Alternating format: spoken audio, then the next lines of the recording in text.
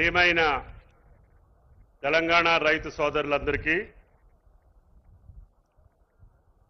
అదేవిధంగా ఈరోజు గ్రామాన అదేవిధంగా మండలాల్లో వారి పంట పొలాల్లో చేను గట్ల మీద ఉత్సాహవంతంగా ఆనందంగా గుండె నిండా భరోసాతోటి రేవంత్ అన్న గారు ఇచ్చినటువంటి భరోసాని గుండె నిండా నింపుకొని వ్యవసాయ పనుల్లో నిమగ్నమైనటువంటి తెలంగాణ రైతు సోదరీమణులందరికీ రాష్ట్ర ప్రభుత్వ పక్షాన వారందరికీ శుభాకాంక్షలు, ధన్యవాదాలు.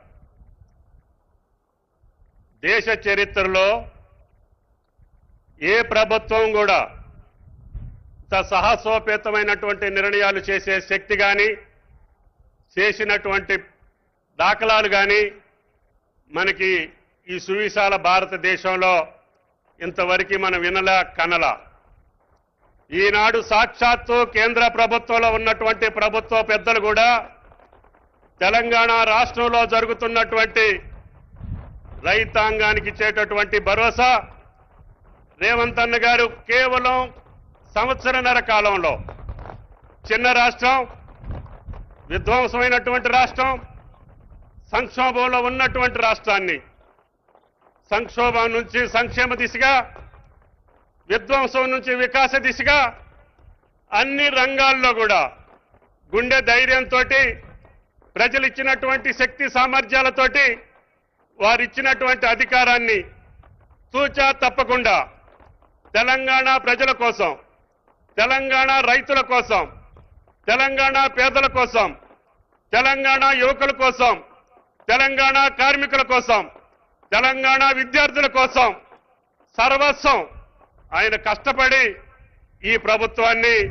ముందుకు తీసుకుపోవటంలో ఈనాడు అన్ని రాష్ట్రాల ప్రజలు, ప్రభుత్వ అధినేతలు కూడా మన పథకాలను చూసి ఇన్ని పథకాలు ఆ రాష్ట్రం ఏ రకంగా అమలు చేయగలుగుతుందో పరిశీలించండి అని చెప్పి పంపించే స్థితికి ఈనాడు భారతదేశంలో ఉన్నటువంటి మిగతా రాష్ట్ర ప్రభుత్వాలు తెలంగాణ వైపు చూస్తున్నాయి.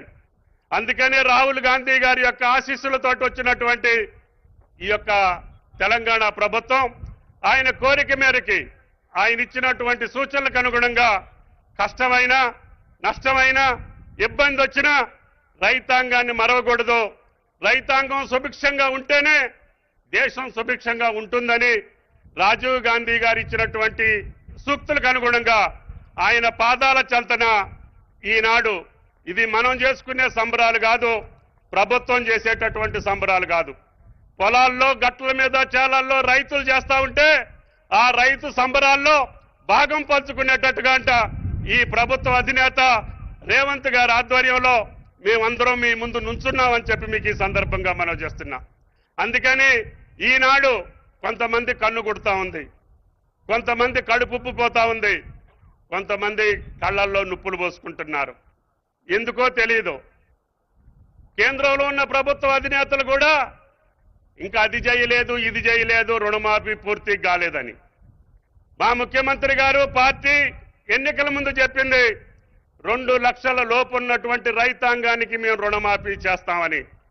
ఆయన మాట నిలబెట్టుకోవటం కోసం స్వాతంత్ర దినోత్సవం రోజున మేము 2 లక్షల లోపు ఉన్నటువంటి 25 లక్షల చిల్లర రైతులకి 21,000 కోట్లు వాళ్ళ ఖాతాల్లో జమ చేస్తే ఈ దేశాధినేతలకు అది పట్టదు.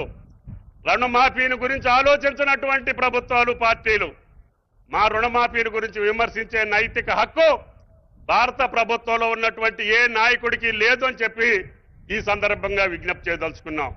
మీరు కూడా చేయండి. మేము 2 లక్షలు చేస్తే మీరు 4 లక్షలు చేయండి. మా రైతులు సంతోషిస్తారు, దేశంలో రైతులు సంతోషిస్తారు. ఆనాడు మన్మోహన్ సింగ్ గారున్న నాయకత్వంలో అయింది తప్ప మళ్ళీ రుణమాఫీని చేసినటువంటి ప్రభుత్వం రేవంత్ రెడ్డి గారి ప్రభుత్వం తప్ప ఇంకొకటి కాదు అని చెప్పి మీకు ఈ సందర్భంగా మనం చేస్తున్నాం. అదేవిధంగా మేము కూడా మళ్ళీ ఈ యొక్క రైతు భరోసాని ఇవ్వాలని చెప్పి ఆనాడు గత ప్రభుత్వాలు ఎన్నికల పేరు చెప్పో, ఎన్నికల కోడ్ చెప్పో నాట్లప్పుడు కాకుండా కోతలయ్యేదాకా కూడా ఇవ్వనటువంటి పెద్దలు ఈనాడు మా రైతు భరోసాను విమర్శిస్తున్నారు.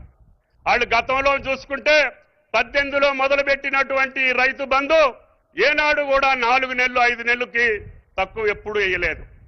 కానీ మన ముఖ్యమంత్రి, ప్రజా ముఖ్యమంత్రి రేవంత్ రెడ్డి గారు అన్న కష్టాలున్నా మనం పంట కాలానికి వేయాలి, రైతు విత్తనం పెట్టుకునే రోజుకి ఆయన జేబులో డబ్బులు ఉండాలి, నాటేసే ముందే నువ్వు డబ్బులు ఇవ్వాలని చెప్పి భట్టి గారి మీద ఒత్తిడి తీసుకొచ్చి ప్రభుత్వంలో ఉన్నటువంటి మంత్రుల యొక్క సహాయ సహకారాలతోటి ఈనాడు ఒకే ఒక్క వారంలో ఏ చరిత్రలో లేదు గత 3 నెలలు 4 నెలలు వేసినటువంటి రైతు భరోసా ఆ రోజు విశ్వవిద్యాలయం నుంచి మేము ప్రకటించాం.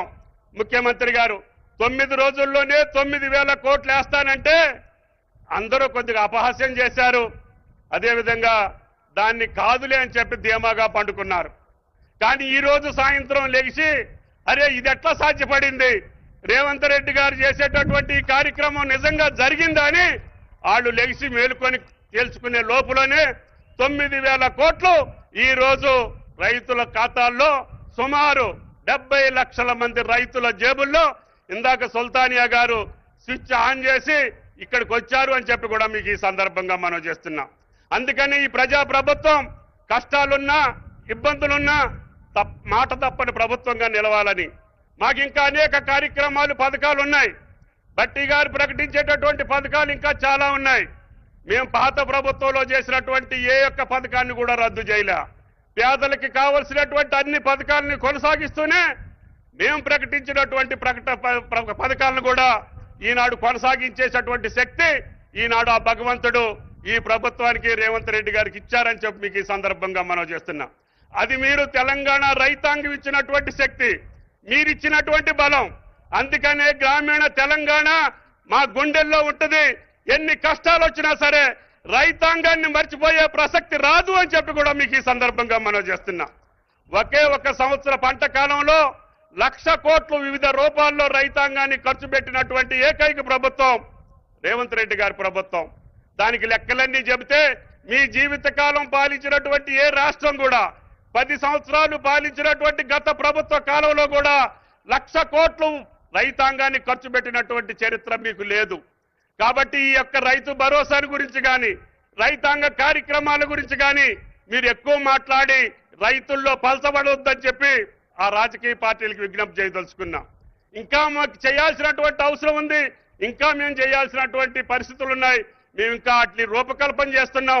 తప్పకుండా మాకిచ్చినటువంటి 5 సంవత్సరాల కాలంలో మేము అన్నటువంటి అన్ని మాటల్ని నెరవేర్చి మీ దగ్గర శభాష్ అనిపించుకొని మేము రేవంత్ అన్న గారిని మళ్ళీ గెలిపించమని చెప్పి అడుగుతాం తప్ప వేరే లాలూచీ కార్యక్రమాలు మాకు అవసరం లేదు. ఆ రకమైన తల వంచేటటువంటి పరిస్థితి మాకు రాదు అని చెప్పి మీకు ఈ సందర్భంగా మనం చేస్తూ ఈ శుభ సందర్భాన వీటికన్నిటికీ కూడా అన్నిటినీ కడుపు కట్టుకొని ఎంతో మంది ఎన్నో రకాలుగా అన్నా కూడా 9 కోట్లు ఈ రోజున రైతుల ఖాతాలో వేయడానికి సహకరించినటువంటి మా ఆర్థిక మంత్రి అదే 9,000 కోట్లకి మాకు రైతుల జాబుల్లో జమ చేసినటువంటి మా ఆర్థిక మంత్రి మాకు గౌరవనీయులు శ్రీ భట్టి విక్రమార్క గారిని ప్రసంగించవలసిందిగా కోరుతున్నాం.